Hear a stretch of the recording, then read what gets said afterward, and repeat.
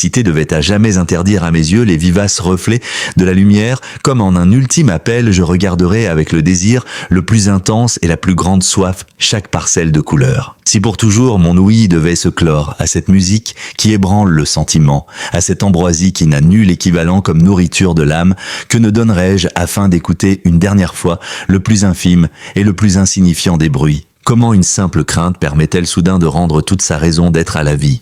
Il est étrange de découvrir un jour que ce que toutes les raisons du monde n'auront su prouver, ce qu'aucune preuve ni aucun argument n'auront réussi à démontrer, la peur et l'incertitude nous en convaincront irréfutablement, sans qu'il ne reste en notre esprit la moindre place pour le plus faible doute. Pourquoi ces idées aussi inhabituelles qu'insolites occupent-elles mon esprit? Moi qui n'ai jamais accepté de concevoir autrement que par l'évident et le manifeste, vous l'aurez deviné, ces pensées sinueuses, ces remarques obliques, ces réflexions de l'extrême, cette fascination de la limite, cette démarche étrange, sont trop obscures et inusitées pour être celles d'un vivant. Non, en effet, ce sont les miennes, mais elles sont pour moi aujourd'hui l'expression d'une nouvelle nécessité. Celle qui renverse malgré moi l'assise même de mon esprit troublé, puisque demain matin je dois mourir.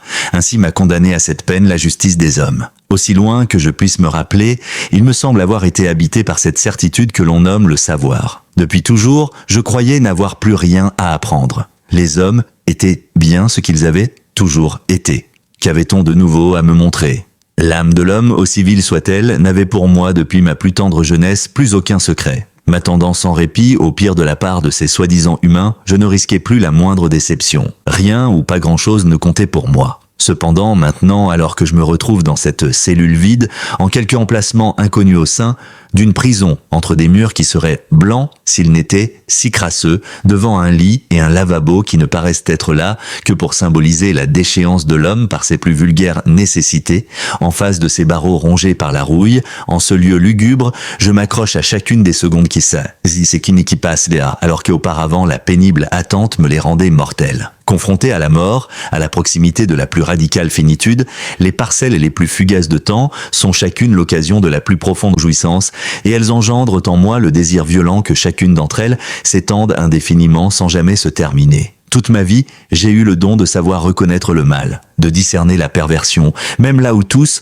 sans fournir le moindre effort, ne pouvaient voir que le bien. Mais ici, aujourd'hui, en cette place qui pour le peu de temps qu'il me reste sera mienne, en cette macabre pièce où chaque visiteur qui pénètre est traversé d'un frisson qui lui parcourt l'échine, chaque seconde est plus riche, plus belle que des années entières de ma vie. Je me demande parfois, quand je vois ces gens me jeter ces regards furtifs et inquiets, ce qui leur cause un tel effet. Est-ce mon futur? Est-ce ma vie passée? Est-ce que ce qu'il en reste? Est-ce l'endroit? Est-ce tout cela? Je ne les comprends pas. Je naquis dans une famille de 12 enfants. Lequel étais-je? Le 7e? Le 8e? Je ne me rappelle pas. Peut-être ne l'ai-je jamais su. Certains de mes frères et sœurs, je les ai à peine connus. Je faisais partie d'une vague liste dont jamais, je pense, les membres ne furent intégralement réunis une seule fois. Quelques-uns d'entre nous vécurent chez des oncles et des tantes, car ma mère, la lapine de la famille, n'arrivait pas toujours à nous garder tous ensemble. Même à la mort de mon père, tous n'assistèrent pas à l'enterrement. Il y en eut bien 2 ou 3 qui ne virent aucune raison de venir, ou ils étaient en fugue, ou encore dans une maison de correction. Peut-être avaient-ils dû considérer que celui qui leur avait accordé la vie dans de telles conditions eût mieux fait de s'abstenir tant pour eux-mêmes que pour la société. Avaient-ils raison à cette époque? Rien de tel ne me préoccupait particulièrement. J'étais trop absorbé par mes activités avec mon ami Fernand. Nous étions devenus spécialistes des petits vols et larcins en tout genre. Notre obsession était de chaparder tout ce que nous pouvions à droite et à gauche, n'ayant de cesse en cet âge tumultueux de l'adolescence de découvrir 1000 et un nouveau moyen de nous procurer ce qui ne nous appartenait pas, souvent pour le simple plaisir de l'art, dérobant des objets sans aucune valeur, ne serait qu'est-ce que pour embêter les gens que nous n'aimions pas ou ceux dont la tête ne nous revenait pas. Grâce à cette fructueuse activité et à la grande amitié qui nous liait, grâce à toutes ces situations périlleuses qui provoquaient dans nos esprits aux aguets une excitation fiévreuse, quotidienne et constamment renouvelée, je retrouvais un certain piment à une vie qui m'avait paru jusque-là remplie de crainte et fort dénuée d'intérêt. Quand mon père mourut, sur l'instant son décès m'apporta un sentiment nouveau. Était-ce la peine, le regret, ou une simple première rencontre avec cette qualité éphémère qui reste la principale caractéristique de toute existence? Déjà à l'enterrement, j'avais conclu avec satisfaction de ma nouvelle situation de demi-orphelin que désormais je ne recevrais plus de raclée pour avoir commis une bêtise, ou pour n'avoir rien fait du tout. Il me restait ma mère, qui elle aussi savait être pénible. Elle criait beaucoup, mais au moins elle ne frappait jamais. Je n'appréciais pas particulièrement d'entendre des hurlements, cela me hérissait. J'y étais assez sensible, étant un amoureux du calme. Mais je préférais encore supporter ce mélange de glapissements, de gémissements et de vociférations. Aussi strident fut-il, c'était tout de même plus tolérable que les fréquentes volées distribuées par mon père. Depuis la plus tendre enfance, je me souviens avoir été terrorisé par la figure paternelle. C'est grâce à ces bons soins que je connus et vécus très tôt, aussi loin que je me remémore, un vif sentiment de l'arbitraire, cette qualité inséparable des relations entre les hommes. Son comportement était pour le moins erratique, l'irrationnel était chez lui une manière d'être. Bien qu'il fût doté d'un caractère assez enclin à la punition, souvent, ayant appris que nous avions perpétré quelques mauvaises actions, il restait silencieux, ne disant mot. Il continuait, comme si de rien n'était, à manger, boire, regarder la télé ou réparer sa voiture, activité qui résumait plus ou moins l'ensemble de ce qui occupait son temps lorsqu'il était à la maison. Et puis, soudainement, 15 jours plus tard, quand notre conscience connaissait la tranquillité de n'avoir rien fait de mal depuis au moins 48 heures, il frappait. Il explosait dans toute sa rage et on en voyait à Aloïsé alors de toutes les couleurs. Quand il me battait, même à l'adolescence, et bien qu'il ne fût pas spécialement costaud, il me terrorisait autant que lorsque j'étais gamin. Dans son emportement, tout était bon pour nous châtier. Tout y passait. Il utilisait le pied, la main, nous fouettait avec sa ceinture, nous balançait à la figure tout ce qui était à sa portée. Dans ces moments-là, il était survolté. Il ne savait plus guère ce qu'il faisait. Un jour parmi tant d'autres, il me jeta du haut de l'escalier de la cave et je me cassai la jambe dans cette chute qui me fit débouler jusqu'en bas. Tandis que je hurlais de douleur, il refusa de m'emmener à l'hôpital, déclarant que si j'avais mal, je le méritais. Ma mère, affolée, courut chercher le voisin afin de m'y conduire. Mon père, lui, partit prendre l'air en tirant rageusement sur sa cigarette. Quand il avait ses crises de violence, ma mère intervenait peu, il devenait trop brutal. Elle hésitait à dire quoi que ce soit, elle risquait dans ces cas-là de prendre aussi des coups, ce qui pour lui était l'étape ultime de cette frénésie qui se nourrissait de sa propre folie. C'était d'autant plus absurde de la part de ma mère que, périodiquement, c'était elle qui avait provoqué l'emportement de mon père en se plaignant de nous, le harcelant à ce sujet, en geignant de sa voix lancinante. Bien souvent, et c'est ce qui m'effrayait le plus, on avait l'impression qu'il n'avait guère besoin de raison pour se mettre dans des états pareils. Je compris beaucoup plus tard qu'en ces moments-là, ce n'était pas plus sur ses enfants que sur sa femme qu'il tapait. Il se vengeait simplement de ce monde où il vivait, à qui il en voulait énormément, car il le trouvait terriblement injuste avec lui. Ça, c'est le psychologue de la première prison où je fus interné qui me l'expliqua. Toujours est-il que c'était quand même moi qui prenais les coups et pas ce fameux monde. Combien de fois ne me rendis-je pas à l'école en tentant de cacher mon œil au beurre noir ou en claudiquant lamentablement. Mon avocat détailla tout cela à mon procès. Je ne pus m'empêcher de rire un peu en entendant la manière dramatique dont il décrivit notre vie de famille. L'idée d'étaler ces histoires au grand jour ne m'avait pas trop plu initialement, mais il m'avait convaincu de la nécessité de les exposer. Cette explication pouvait m'obtenir la clémence du juge en attestant les circonstances atténuantes à ce qu'il me raconta. Néanmoins, à l'audience, quand je l'entendis plaider, juste à sa manière de narrer ses histoires, de décrire mon enfance misérable, je ressentis vraiment l'impression d'être au cinéma. Ce ne pouvait être de moi dont il parlait, on aurait cru qu'il avait écrit un roman. Quand il remarqua que je riais doucement au milieu de son éloquente plaidoirie, il me lança un regard noir, il était furieux. Il ne fut pas le seul. Le juge aussi avait remarqué ma réaction et plus tard, après avoir prononcé son verdict, il me déclara qu'il était grand temps que j'apprenne le respect, tant de la société que des institutions, et surtout de moi-même, si je voulais pouvoir un jour me réintégrer dans cette fameuse société. Je devais rencontrer beaucoup d'événements au cours de ma vie. Certains m'inquiétèrent, d'autres m'effrayèrent, mais jamais, je dois le reconnaître, je ne connus autant la peur qu'en cette insoutenable terreur que me causaient les fureurs imprévisibles de mon père. C'est précisément ce dernier aspect qui me noua toute l'enfance le ventre d'une angoisse indescriptible. On ne pouvait jamais prévoir quand l'orage allait tomber. La démesure de sa colère y contribuait aussi beaucoup, mais moins, bien que cela formât, en mon esprit, un tout indivisible. Je me battais beaucoup à l'école. Je ne craignais personne, même ceux plus grands et plus costauds que moi. À ce propos, j'eus aussi droit à une analyse du psychologue qui m'expliqua que si je me comportais de cette manière, c'était pour m'affirmer, pour me convaincre moi-même que je n'étais pas un trouillard bien que je sois terrorisé par mon père. Peut-être avait-il raison. J'avais une sœur pour qui je ressentais un mélange d'admiration et d'énervement. Moi, quand mon père commençait à s'exciter, je ne cherchais qu'à fuir, à me cacher, à me rouler en boule dans un coin. S'il me frappait, je pleurais. Elle, à peine plus vieille que moi, à chaque fois se dressait avec orgueil, et il avait beau la cogner, elle restait là, debout, toute fière, refusant toujours de pleurer. Je la surpris parfois gémissant plus tard dans sa chambre, mais devant lui, je ne la vis jamais verser une seule larme. Si elle m'agaçait, c'était parce qu'elle m'inquiétait. Je trouvais qu'en se comportant ainsi, elle le provoquait, car il redoublait alors de rage et de violence.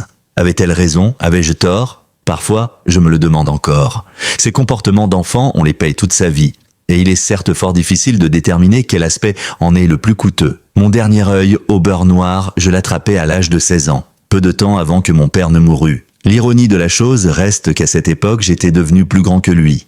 Et j'ose à peine avouer que je demeurais tout aussi affolé par ces crises que lorsque j'étais enfant. Pourtant, j'avais déjà fait mon entrée dans le monde, cette fameuse société. C'est sans doute ce passage initiatique qui m'avait occasionné les derniers coups que mon père eut l'opportunité de m'administrer. J'étais passé devant le juge pour avoir volé une voiture avec des copains. On s'était fait prendre plutôt vite. Le premier policier qui nous vit arrêter à un feu rouge nous demanda nos papiers. Nous avions l'air de gamins, et nous étions tout excités, de trouille et de fierté. C'était notre première automobile. Je devais développer une passion pour les voitures, comme j'étais un élève très médiocre. Après que l'on m'eut renvoyé de 3 écoles différentes pour indiscipline, on m'envoya faire un apprentissage de mécanique chez un garagiste. Cet homme fut très dur avec moi. Il m'obligea à travailler comme un forcené, 12 heures par jour, 6 jours par semaine. Il reste cependant une des rares personnes, sinon la seule que je n'ai jamais respectée, et qui a su me faire obéir sans que je n'ose récriminer. Ce doit être parce qu'il m'apprit quelque chose et fit naître en moi une passion, le seul intérêt que je conservais toute ma vie. Il le comprit bien,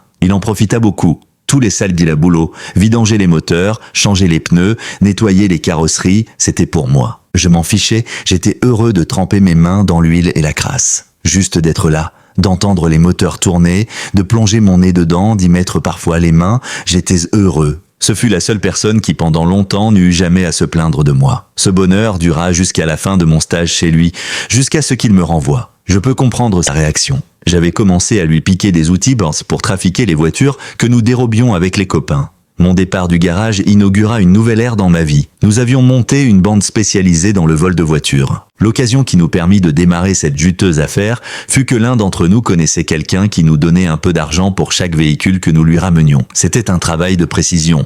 Nous ne devions pas ramener n'importe quoi, mais des marques spécifiques, des modèles récents. Si nous nous trompions, notre receleur ne nous donnait rien et nous disait parfois de les rembarquer. Dans ces cas-là, nous râlions un peu pour la forme, puis nous allions nous balader avec notre butin, nous faisions un tour en ville pour crâner, nous partions à la campagne. Me promener au grand air me plaisait beaucoup. De toute mon enfance, je n'avais jamais eu trop l'occasion d'échapper à la ville. Cela ne m'était arrivé qu'une seule fois. On m'avait envoyé en colonie de vacances, séjour qui avait été bien entendu un véritable désastre. Après une petite virée, quand nous en avions assez, notre plaisir était de faire basculer la voiture dans un fossé ou dans une rivière, ou bien nous nous amusions à la mettre en pièces. À chaque fois, cela nous obligeait à rentrer à pied ou en autostop, mais ce n'était pas grave, au moins nous avions bien rigolé. Un jour, comme nous l'avions vu dans un film, nous organisâmes un concours qui consistait à faire rouler la voiture jusqu'au bord de quelques précipices et en sauter à la dernière minute, juste avant que la voiture n'aille s'écraser plus bas. Nous trouvions cela extrêmement drôle, nous recommençâmes souvent. Nous étions toutefois moins cinglés que les types du film. Nous roulions plus lentement et nous sautions plus tôt. Nous n'avions pas envie de nous suicider. Le seul problème technique que ce passe-temps nous occasionnait était que dans les environs, la campagne étant assez plate, nous ne trouvions plus beaucoup de précipices, ni même de ravins. Pour compliquer les choses, soi-disant pour éviter de nous faire prendre par la police, nous avions établi la règle suivante. Jamais le concours ne devait s'organiser 2 fois au même endroit. Nous étions convaincus qu'en retournant quelque part, on nous guetterait et nous serions attrapés. Nous partions pour cette raison de plus en plus loin. Comme il fallait encore revenir, nous prenions plusieurs voitures volées et en gardions une pour le retour après le jeu de massacre. Entre nos besoins financiers et notre passion, le vol de voitures était devenu une véritable obsession. Ce fut pour les vendre ou pour s'amuser, nous n'avions plus que ça en tête. Nous étions doués, nous étions fiers. Même le receleur trouvait que nous en ramenions trop. Il y avait vraiment là de quoi nous vanter. Nous nous trouvâmes un nom, le gang des guimbardes. Cela avait beaucoup de classe. Mais ce qui devait arriver arriva. Ne connaissant plus de limites, nous exagérâmes et nous nous fîmes prendre. Cet événement fut l'occasion d'une des grandes leçons de ma vie. La manière dont j'aboutis en prison me permit de tirer de lourdes conséquences qui confirmèrent, de manière irréfutable, je peux même dire accentuèrent, ma triste conception des hommes. Les policiers coincèrent le premier des membres de notre bande parce qu'il roulait dans une voiture volée. En moins de temps qu'il n'en faut pour le dire, nous avions tous été arrêtés. Un de ces vantards qui avait juré allégeance éternelle à la bande, apeuré, alléché par la vague promesse d'une obscure tractation avec la justice, nous avait tous balancés. Nous nous croyions invincibles, nous les fiers à bras de toutes ces aventures que nous aimions nous raconter mutuellement avec force détails et exagérations. Nous qui nous glorifiions que rien ne nous faisait peur, rien ni personne, et surtout pas ces idiots de poulets. Nous eûmes l'air bien piteux quand nous passâmes devant le tribunal. Je reste après tout ce temps convaincu que moi, j'aurais refusé de parler. Je n'eus pas l'occasion de mettre à l'épreuve la ténacité de ma volonté, puisque quand vint mon tour d'être interrogé, il ne me restait absolument rien à raconter. J'avais la nette impression que les inspecteurs de police étaient désormais si bien renseignés qu'ils auraient pu raconter ma vie encore mieux que moi.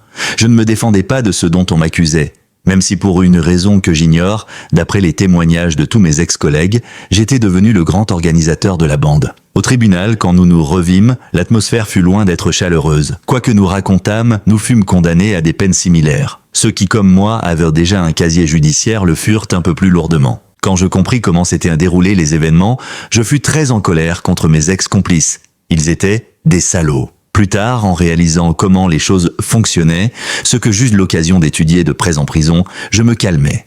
J'en conclus que ceux que j'avais crus mes copains n'étaient pas pires que les autres, ils étaient simplement identiques au reste de l'humanité. La loi du silence, c'est une invention du cinéma. Au dehors, dans le monde véritable, chacun ne connaît que son bout de gras et se sent prêt à tout pour le défendre. En prison, les gardiens étaient prêts à taper. Et non, quand c'était à tout pour quelques sous, les prisonniers étaient prêts à tout pour acquérir le moindre avantage. Quant aux gens à l'extérieur, sans exception, aucun sacrifice ne devait être trop grand pour se donner à eux-mêmes bonne conscience. Ils se ressemblent, ne vivent que pour leur égoïsme, le reste ne représente rien. Souvent, on entend des mots qui prétendent soutenir d'illusoires chimères. Ce ne sont que naïves fadaises, vents suspects et roulements grinçants de mécanique. Les paroles servent seulement à devenir quelqu'un dans les yeux des autres pour mieux abuser de la crédulité générale. Mon intime conviction fut que les hommes étaient tellement vicieux qu'il fallait bien quelques masques et déguisements pour mieux se cacher, pour exister un peu plus. Pourquoi d'ailleurs étaient-ils, tous autant qu'ils soient, tourmentés à ce point par ce qu'ils représentaient dans les yeux des autres ? Peu m'importait. Je ne cherchais même pas à répondre à cette question. Cela ou autre chose. Où se trouvait la différence ? Le seul critère qui diffère entre les individus, c'est leur prix. Quelque part, plus ou moins enfoui, chacun d'entre nous se prêtera à n'importe quoi pour son seul intérêt. Même moi, malgré mon orgueil, j'étais convaincu que j'avais mon prix, bien que je ne veuille pas trop y penser. Tous les pactes du monde ne sont qu'une utopie. Chacun d'entre eux a ses limites qu'il suffit de calculer en plongeant dans le sordide de l'âme humaine individuelle. J'en déduisis que j'aurais fait un bon juge. C'était facile, il suffisait de savoir compter. S'il y avait une chose que pour cette raison je redoutais plus que tout, c'était d'être comme les autres. Cela m'aurait rendu malade. Moi jamais. Aimais-je à méditer en contemplant avec mépris les autres se complaire en ce que j'appelais se vautrer. C'était valable tant pour ces exclus emprisonnés au milieu desquels je me tenais que pour ceux qui respectent la loi. Pour ces derniers, c'est encore pire, ils se réfrènent seulement parce qu'ils ont trop peur pour oser violer l'ordre établi. Si on leur promettait l'immunité, je suis sûr qu'il n'y a rien qu'ils ne se seraient abstenus de commettre. Quant à ceux qui ont inventé ces lois et menacent tous ceux qui désireraient les enfreindre du glaive impitoyable d'une justice comptable, ils n'ont engendré cette idée pour mieux se protéger, défiant et intimidant à tour de bras, afin de dissuader par les punitions les plus extrêmes ceux qui rêveraient de leur dérober ce qui leur appartient. Comment peut-on trouver vivable ce genre d'existence ? Pendant les 2 ans que je passais en prison, je réfléchissais longuement à tout cela. Évidemment, je restais très solitaire. J'en vins à ne presque plus parler à quiconque. Je passais des heures assis, à méditer. J'évitais souvent les promenades dans la cour avec les autres. Bientôt, ils m'appelèrent l'Indien, puis Sitting Bull. Ce fut le nom qui me resta. Il paraît que cela veut dire taureau assis, et comme je restais toujours là à fulminer, assis sur mon lit, un gardien m'attribua ce nom. Quelle vie pouvais-je avoir ? En cette période, le doute m'assaillait, je n'en savais rien. Je finis par refuser de me poser des questions. Je m'étais dit que le futur n'avait un sens, que l'on pouvait le penser, seulement si subsistait l'hypothèse de l'espoir. On ne pouvait faire confiance à l'avenir que si l'idée de quelque chose de bon et de désirable existait quelque part. J'avais beau scruter le terne horizon qui m'était fixé, je ne voyais toujours rien. Je ne désirais plus rien voir. Dans l'état d'esprit où j'étais, j'avais raison. Puisque maintenant que l'accomplissement touche à son terme, je ne vois même pas l'utilité de raconter ce que fut ma vie. Elle fut ce qu'elle devait être. Elle se résume à cela. Il n'y a rien d'autre à en dire. Pourtant, je suis convaincu que je ne vécus ni plus mal, ni mieux que quiconque d'autre. Néanmoins, une nuance importante s'impose, sans que je sache si elle change fondamentalement rien à rien. Ma vie sera nettement plus courte que celle de la moyenne, puisque me voilà désormais condamné à mort, et cette fin prématurée m'aura été imposée par ces congénères pour lesquels je ressens si peu de considération. Demain, à l'aube, je mourrai, tout au moins d'après ce que l'on m'assure. Ironiquement, pour la première fois, je souhaiterais que l'on me mente. Je n'aurais jamais cru que j'en viendrais à regretter quoi que ce soit. Pourtant, si, je l'admets, j'ai dans la bouche le goût amer du regret. Je regrette avec fougue cette flamme fatigante que je croyais éteinte pour toujours en mon sein, que je sois obligé de mourir demain. Je me sens soudain si plein de jeunesse et d'énergie, animé d'une vigueur dont j'ignorais la présence. Aurais-je poussé le bouchon un peu trop loin, avec pour conséquence que maintenant je doive payer l'addition pour ce que j'aurais consommé? Y a-t-il donc des règles qui soient vraies et que l'on soit obligé de respecter? Depuis longtemps, j'aurais tout fait pour ne rien voir de tel. Cela me donnait la nausée rien que d'y penser. Et pourtant si, je suis en droit de regretter, au moment même où j'essaie de jouir de chaque bouffée d'oxygène que j'inspire tirée comme d'une ultime cigarette. En cet instant où je regarde, j'écoute, je sens, comme si je vivais pour la première fois ainsi qu'un nouveau-né, je suis en train de regretter. Je n'aurais pas dû être pris, je n'aurais pas dû être condamné, je n'aurais pas dû dépasser les limites au point d'arriver où j'en suis arrivé. Je me mords les lèvres. Il y aurait donc une vérité? Je repense à mon père, je repense à ma mère, je repense à mes frères et à mes sœurs, à ceux que j'ai connus un peu plus que les autres. Je me rends compte, à ma grande surprise, que je me rappelle les noms de chacun d'entre eux. Étrange, après toutes ces années, je revois le garage, je ressens à nouveau ce plaisir de tremper mes mains dans le cambouis, je me rappelle le patron que j'aimais bien et que je traitais de sale con quand il me vira sans même vouloir entendre une seule explication. Je me remémore aussi les copains, ceux qui m'avaient envoyé en prison pour la première fois. Je ne leur en veux plus, je repense à une femme que j'avais presque aimée, j'aurais voulu l'aimer. Me faut-il vraiment mourir maintenant? Quelle ironie! Le moment qui me permettait pour la première fois d'aimer véritablement la vie est celui qui doit me la faire quitter. Est-ce donc ainsi que le monde est fait?